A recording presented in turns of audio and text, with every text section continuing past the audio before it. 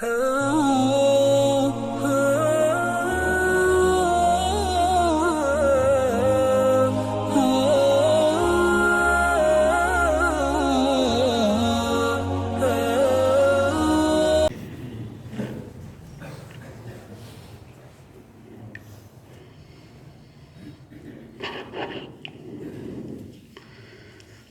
بالله من الشيطان الرجيم. بسم الله الرحمن الرحيم. وآت ذا القربى حقه والمسكين وابن السبيل ولا تبذر تبذيرا إن المبذرين كانوا إخوان الشياطين وكان الشيطان لربه كفورا. وإما تعرضن عنهم ابتغاء رحمة من ربك ترجوها فقل لهم قولا ميسورا ولا تجعل يدك مغلولة إلى عنقك ولا تبسطها كل البسط فتقعد ملوما محسورا. إن ربك يبسط الرزق لمن يشاء ويقدر إنه كان بعباده خبيرا بصيرا. ولا تقتلوا أولادكم خشية إملاق نحن نرزقهم وإياكم إن قتلهم كان خطأ كبيرا. ولا تقربوا الزنا إنه كان فاحشة وساء سبيلا. ولا تقتلوا النفس التي حرم الله إلا بالحق ومن قتل مظلوما فقد جعلنا لوليه سلطانا فلا يسرف في القتل إنه كان منصورا. ولا تقربوا مال اليتيم إلا بالتي هي أحسن حتى يبلغ أشده وأوفوا بالعهد إن العهد كان مسؤولا.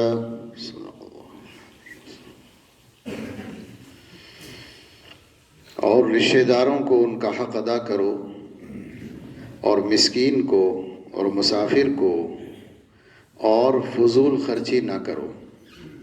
یقیناً فضول خرچی کرنے والے شیطان کے بھائی ہیں اور شیطان اپنے رب کا نافرمان اور ناشکرا ہے. بہرحال اگر آپ اعراض کریں ان سے اپنے رب کی رحمت کی امید رکھتے ہوئے، اپنے رب کی رحمت کو تلاش کرتے ہوئے جس کی آپ کو امید ہے، آپ کہہ دیجئے پھر ان سے نیک اور آسان بات. اور اپنے ہاتھوں کو باندھ کر نہ رکھیے اپنی گردن میں اور نہ کھولیے ان کو پوری طرح سے کھولنا کہ پھر آپ بیٹھے رہیں پچھتا کر اور پریشان ہو کر. یقیناً آپ کا پروردگار کشادہ کر دیتا ہے رزق کو جس کے لیے چاہتا ہے اور تنگ کر دیتا ہے.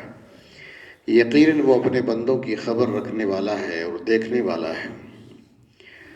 اور قتل نہ کیا کرو اپنی اولادوں کو بھوک مری کے ڈر سے، ہم انہیں بھی رزق دیں گے تمہیں بھی رزق دیں گے. یقیناً ان کا قتل کرنا بڑا گناہ ہے. اور زنا کے قریب نہ جایا کرو، یقیناً وہ بے حیائی کا کام ہے اور بہت برا راستہ ہے.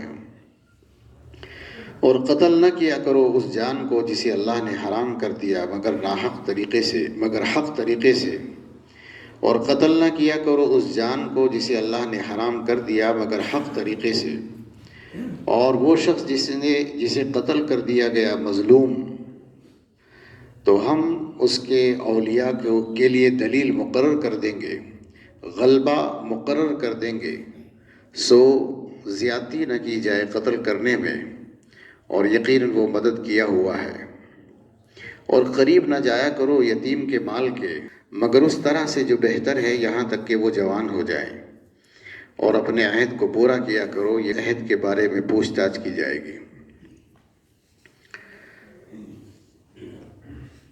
اس سے پہلے جو آیتیں پڑھی گئی تھی اس میں بہت تفصیل سے اس کا ذکر کیا گیا تھا کہ اللہ تعالیٰ نے وَقَضَىٰ رَبُّكَ أَلَّا تَعْبُدُوا إِلَّا إِيَّاهُ وَبِالْوَالِدَيْنِ إِحْسَانًا، اللہ نے اپنی عبادت کے بعد انسان کو اس کا حکم دیا کہ وہ اپنے ماں باپ کے ساتھ بھلا سلوک کیا کرے اور خیر خواہی اور ہمدردی کے ساتھ پیش آیا کرے۔ اس کی تفصیل ذکر کی گئی تھی جس میں اللہ تعالیٰ نے فرمایا کہ اگر وہ دونوں یا دونوں میں سے کوئی ایک بوڑھا ہو جائے تو اولاد کو چاہیے کہ ان کی باتوں سے پریشان ہو کر، ان کے کاموں سے پریشان ہو کر اف نہ کرے، نہ انہیں جھڑکے، بلکہ نرمی سے ان کے ساتھ بات کرے اور ان کے سامنے عاجزی سے اپنے کندھوں کو جھکا دے اور ان کے لیے اپنے رب سے دعا کیا کرے۔ یہ اس سے پہلے بیان آیا ہے کہ اللہ تعالیٰ نے اپنی عبادت کے بعد سب سے پہلی خدمت، محبت اور اپنی عبادت کے بعد سب سے زیادہ حق اللہ تعالیٰ نے ماں باپ کا رکھا ہے۔ آج جو آیتیں پڑھی گئی ہیں وہ آیت نمبر 26 سے لے کر آیت نمبر 34 تک پڑھی گئی۔ اس میں مختلف قسم کے احکامات اللہ تعالیٰ نے اسی ذیل میں بیان کیے ہیں کہ اللہ تعالیٰ نے اپنی عبادت کے بعد جن جن چیزوں کے لیے ضروری طور پر احکامات نافذ کیے وہ کچھ چیزیں یہاں بیان کی گئی ہیں۔ ان میں سے تیسرے نمبر پر ہے اللہ تعالیٰ نے فرمایا وَآتِ ذَا الْقُرْبَىٰ حَقَّهُ، اور رشتہ داروں کو ان کا حق دینا چاہیے۔ رشتہ دار کیا چیز ہوتی ہے؟ رشتہ دار، اللہ تعالیٰ نے انسان کو پیدا کیا ہے تو اللہ تعالیٰ نے انسان کے قریب ترین ایسے لوگ جن سے اس کا خونی رشتہ ہے ان کو اللہ تعالیٰ نے ان کا رشتہ دار بنایا ہے، جس کا مطلب یہ ہوتا ہے کہ اپنے خونی رشتے کا احترام کیا جائے اور جن لوگوں سے بھی اس کا تعلق اور خونی رشتہ ہے ان کی ہر طرح سے دیکھ بھال، خیر خواہی کی جائے اور اسی طریقے سے ان کے دکھ درد میں اسے کام آنا چاہیے۔ دنیا میں بے شمار لوگ ہیں، ساری زمین پر پھیلے ہوئے ہیں، اس میں مختلف دھرم کے لوگ ہیں، قبیلوں کے، کنبوں کے لوگ ہیں، ہر طرح کے لوگ ہیں، ان پڑھ بھی ہیں، پڑھے لکھے بھی ہیں، صحت مند بھی ہیں، بیمار بھی ہیں، بہت سارے لوگ ہیں۔ بہتر تو ہے کہ سب کی خدمت کرے، لیکن اگر آدمی خدمت کرنا شروع کرے تو پہلے اپنے ماں باپ کے بعد اپنے قریبی رشتہ داروں کا نمبر ہے۔ یعنی انسان کی جان، انسان کا مال، انسان کی صلاحیتیں، انسان کی محبتیں، انسان کی خدمتوں کے سب سے زیادہ حقدار ماں باپ کے بعد اس کے رشتہ دار ہیں۔ یہ رشتہ داری کی ذمہ داری اس لیے دی گئی ہے کہ دنیا میں کوئی کسی کی پرواہ کرے نہ کرے، دنیا میں کوئی کسی کی خدمت کرے نہ کرے، مگر رشتہ داروں پر فرض ہے، ضروری ہے، لازم ہے کہ وہ اپنے پیسے سے، اپنی صلاحیتوں سے، اپنی جان سے اپنے رشتہ داروں کو نفع پہنچائیں۔ یہ ہر ایک آدمی پر ضروری ہے۔ جس سے جتنا قریبی رشتہ اس کی اتنی ہی زیادہ ذمہ داری ہے، جس سے جتنا زیادہ قریبی رشتہ ہے اس سے اتنی ہی زیادہ ذمہ داری ہے۔ ماں باپ کے بعد آدمی کے سب سے زیادہ قریب اس کی بیوی ہے، اس کی اولاد ہے، اس کے بھائی ہیں، اس کی بہنیں ہیں اور اس کے چچا تایا ہے، ماموں خالو ہیں۔ یہ سب سے زیادہ قریبی لوگ کہلاتے ہیں۔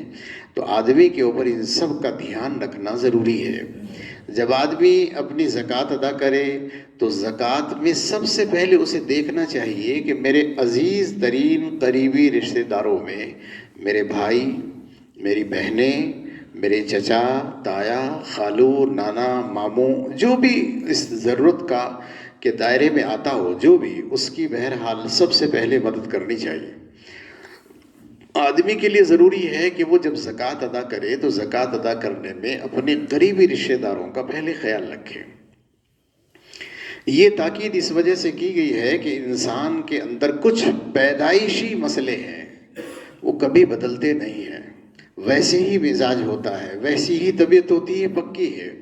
مثال کے طور پر آدمی کے اندر پیدائشی عادت ہے، اگر کسی کی تعریف کرو گے تو وہ خوش ہو جاتا ہے، کسی کی برائی کرو گے تو وہ ناراض ہو جاتا ہے.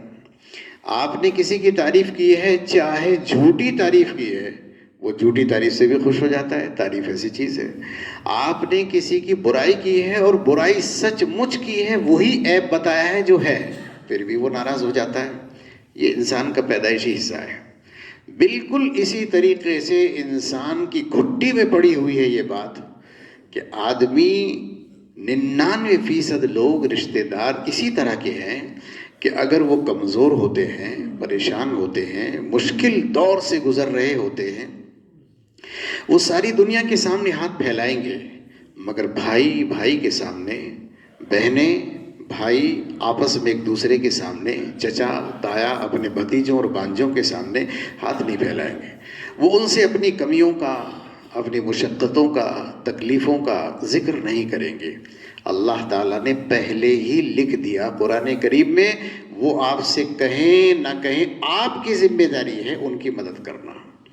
اب مسئلہ یہ ہے کہ ہمیں کیا پتہ کس پر کیا حال گزر رہا ہے، ہمیں نہیں معلوم. ہمیں یہ معلوم نہیں ہے کہ اس کے ساتھ کیا گزر رہا ہے، اس لیے ہم کیسے کسی کی مدد کریں. اس لیے کہ رشتہ دار جب رشتہ دار کے سامنے بات کرتا ہے تو عموماً یہی ہوتا ہے کہ وہ اچھی گفتگو کرتا ہے، ہنس کر دکھاتا ہے، اور اپنی برائیوں، کمزوریوں، پریشانیوں کو دبا کر رکھنے کی کوشش کرتا ہے تاکہ اپنی کمزوری کسی رشتہ دار کے سامنے نہ جائے. یہ عادت ہے انسان کی. کیسے پہچانیں گے ہم ان کو؟ اللہ تعالیٰ نے قرآن کریم میں اس کا بھی ذکر کیا ہے. اللہ تعالیٰ نے قرآن کریم میں اس کا بھی ذکر کیا ہے. تعرفہم بسیماہم لا یسألون الناس الحافا. اللہ تعالیٰ فرماتے تم ان کے چہرے کے نشانات سے انہیں پہچان لو، کیونکہ وہ لوگوں سے لپٹ لپٹ کر سوال نہیں کرتے. چہرے کے نشانات سے پہچان لو. اب آدمی کی عادت یہ ہے کہ اگر اسے کمانا ہو، پیسے لینے ہوں تو سب پہچان لیتا ہے آدمی، اور اگر اسے پیسے نہ لینے ہوں، دینے ہوں تو آدمی اندھا ہو جاتا ہے، اسے کچھ پتہ نہیں چلتا. پھر مثال کے طور پر جو لوگ دکانوں پر بیٹھے ہیں، گراہک کو دیکھتے ہیں، کتنی ہی مرتبہ گراہک ابھی دکان پر چڑھا نہیں کہ دکاندار پہچان لیتا ہے کہ یہ خریدنے والا ہے، یہ خریدے گا، یہ لے کر جائے گا، اس کا چہرہ پڑھ لیتا ہے.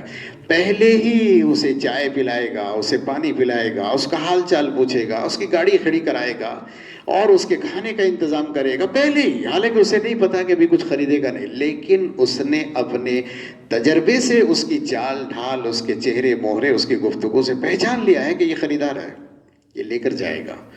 آدمی کو کیسے پتا چلا؟ اسی طرح اگر کسی کا پیسہ کسی کے ذمے قرض ہے تو وہ اپنے مقروض کے چہرے کو پہچانتا ہے کہ یہ دے گا کہ نہیں دے گا.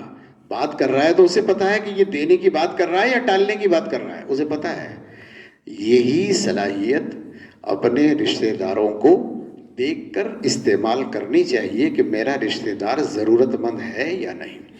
اس لیے کہ انسان کی عادت ہے کہ جب اس کی جیب گرم ہوتی ہے تو اس کی چال ڈھال بدلی ہوئی ہوتی ہے، اس کی بات کرنے کا ڈھنگ بدلا ہوا ہوتا ہے. اور جب اس کی جیب ڈھیلی ہوتی ہے، کمزور ہوتی ہے، تو چہرے کے جو نشانات ہیں اور چہرے کے جو نقوش ہیں وہ خود ہی بول جاتے ہیں کہ بندے کے پاس کچھ ہے نہیں اس کے. یہ اللہ تعالیٰ نے فرمایا تعرفہم بسیماہم لا یسألون الناس الحافا. ان کے چہرے کو پڑھ لو، ان کے چہرے کو دیکھو کیا کہہ رہا ہے، کیونکہ وہ لپٹ لپٹ کر سوال نہیں کریں گے، آپ سے مانگیں گے نہیں. اس لیے آپ کے اوپر ضروری ہے کہ سب سے پہلے اپنے رشتہ داروں کا حق ادا کرو. ان کی ذمہ داری آپ کے سر پر ہے تو ان کی ضرورت میں، پریشانی میں ان کے کام آؤ. اب سوال یہ ہے کہ رشتہ دار کو اگر آپ زکوٰۃ دیتے ہیں، صدقہ دیتے ہیں، لو بھائی یہ زکوٰۃ ہے، صدقہ ہے، تو رشتہ دار مر جائے گا، ہاتھ نہیں پھیلائے گا، وہ کہے گا نہیں مجھے تو ضرورت ہی نہیں ہے. اس لیے شریعت نے مسئلے کو اتنا آسان کیا ہے کہ زکوٰۃ دینے والے آدمی کو بتانے کی ضرورت نہیں ہے کہ یہ زکوٰۃ ہے، کہنے کی ضرورت نہیں، تاکہ اگلے آدمی کی عزت کو ٹھیس نہ لگے، اس آدمی کو تکلیف نہ پہنچے. تو بتانا ضروری نہیں، آپ اس کا کوئی بھی خوبصورت نام رکھ کر دے دیں کہ بس دل چاہ رہا تھا آپ کے پاس یہ ہدیہ کروں، آپ کو یہ دے دوں، ایسا دل چاہ رہا تھا، خوشی کا موقع ہے، کسی بھی بہانے سے آپ دے سکتے ہیں. ضروری نہیں آپ کے لیے بتانا کہ یہ زکوٰۃ کا مال ہے، یہ ضروری نہیں ہے بتانا کہ یہ صدقے کا مال ہے، آپ اسے بغیر بتائے بھی زکوٰۃ اور صدقات دے سکتے ہیں تاکہ وہ اپنی ہجو، کمزوری اور اپنی حقارت محسوس نہ کرے، اس کی عزت اپنی جگہ بنی رہے، اور آپ بھی اپنی گفتگو سے، اپنے عمل سے اس وقت یا بعد میں کسی بھی طرح سے احسان نہ جتلائیں، ورنہ اگر آپ نے زبان سے احسان جتایا، عمل سے پریکٹیکلی طور پر جتا دیا کہ میں نے آپ کی مدد کی تھی، تو مدد تو ہو گئی جیسی کیسی جو ہو گئی، لیکن ذرہ برابر ثواب نہیں ملے گا، اوپر سے گناہ ملے گا۔ اور اس لیے دے دیا بس بات ختم ہو گئی، اس کا کبھی ذکر نہیں کرنا، اسے کبھی زبان پر نہیں لانا۔ ہاں اگر وہ کبھی کہے بھی اس بات کو کہ بھئی آپ نے فلاں موقع پر ہمارا خیال رکھا، اللہ تعالیٰ آپ کو جزائے خیر دے، تو بات ایسی بنا دو کہ آپ کی طرف منسوب ہی نہ کہ تو بھئی یہ تو بس اللہ تعالیٰ کا نظام تھا، ہو گیا، ہماری ہمت کہاں تھی کہ ہم آپ کی خدمت کر پاتے، ہماری اتنی اوقات نہیں ہے، یہ تو اللہ کا نظام تھا، بس اللہ نے کچھ ماحول ایسا بنا دیا، وہ ہو گیا تھا کام۔ یعنی اپنے سر پر نہ تھوپو کہ ہاں میں نے ہی کیا ہے، صحرا نہ باندھو اپنے سر پر، تاکہ وہ محسوس کرے گا سامنے والا جو آپ کو کہہ رہا ہے۔